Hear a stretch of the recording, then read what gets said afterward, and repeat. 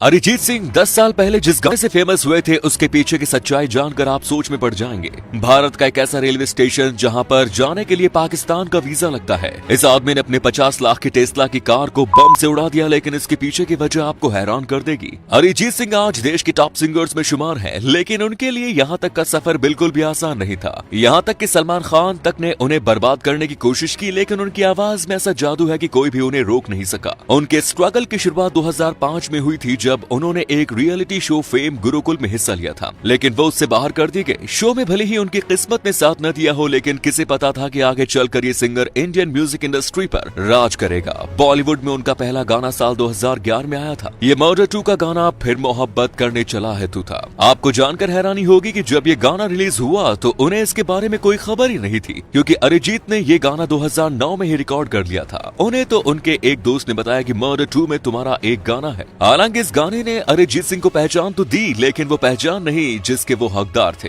लेकिन 2013 में आशिकी 2 के तुम ही हो और चाहूं मैं या ना सॉन्ग्स ने अरिजीत को रातों रात स्टार बना दिया। इसके बाद अरिजीत ने कभी पीछे मुड़कर नहीं देखा। आज अरिजीत सिंह हर साल लगभग 70 करोड़ रुपए कमाते हैं। वे हर गाने के 8 से 10 लाख रुपए चार्ज करते हैं और 1 घंटे के लाइव इवेंट के 1.5 करोड़। मुंबई में उनका एक घर है जिसकी कीमत है लगभग 8 करोड़ रुपए। उनके पास लग्जरी कार्स भी है, जिनमें हमर, रेंज रोवर, मर्सिडीज बैंज शामिल है और हर एक की कीमत लगभग 1 से 2 करोड़ है। भारत में एक ऐसा स्टेशन जहां पर जाने के लिए आपको अपने देश का नहीं बल्कि पाकिस्तान की वीजा और पासपोर्ट की जरूरत पड़ती है। देश के इस इकलौते रेलवे स्टेशन का नाम अटारी है, जो पंजाब में है। भारत पाकिस्तान सीमा पर होने के कारण अटारी रेलवे स्टेशन हमेशा सुरक्षा बलों की निगरानी में रहता है। अगर आप यहाँ बिना पासपोर्ट के पकड़े गए तो तुरंत जेल हो जाती है, जिसके बाद बेल मिलना बहुत मुश्किल होता है। हैरानी की बात यह है कि इस स्टेशन पर आपको कभी भी कूली नहीं मिलेगा, इसीलिए आपको अपना सामान खुद ही उठाना पड़ेगा और साथ ही यहाँ पर आपको फोटोग्राफी नहीं कर सकते।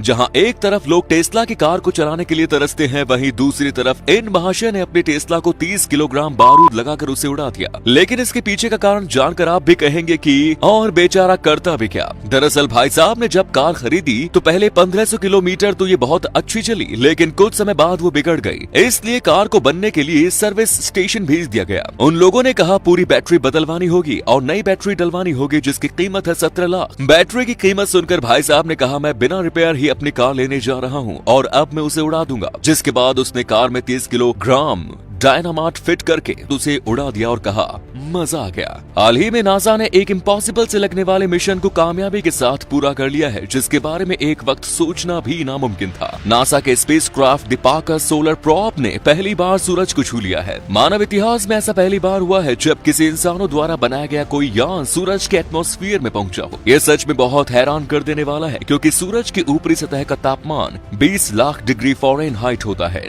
जब भी आप किसी होटल या रेस्टोरेंट में खाना खाने जाते हैं तो आपके बिल में जीएसटी और सर्विस टैक्स के साथ सर्विस चार्ज भी ऐड कर दिया जाता है। लेकिन क्या आप जानते हैं कि अगर सर्विस चार्जेस नहीं देना चाहते हैं तो आप न दें और कोई भी जबरदस्ती आपसे नहीं ले सकता। ये आपकी मर्जी पर डिपेंड करता है कि आपको सर्विस चार्जेस देना है कि नहीं। अगर आपको वहाँ के सर्विसेज और वेटर के तौर तरीके पसंद आते हैं तो आप दीजिए, नहीं तो मना कर दीजिए, क्योंकि सरकार ने नियम बनाया है कि अगर किसी भी होटल रेस्टोरेंट में कस्टमर के बिल में बिना उसकी मर्जी के सर्विसेज चार्ज जोड़ा गया तो उसे गैर कानूनी मानकर उसके खिलाफ कंज्यूमर प्रोटेक्शन एक्ट के तहत कार्रवाई हो सकती है। तो अब आगे से होटल या रेस्टोरेंट में आपको ये चार्ज देना है या नहीं, ये आपकी मर्जी है।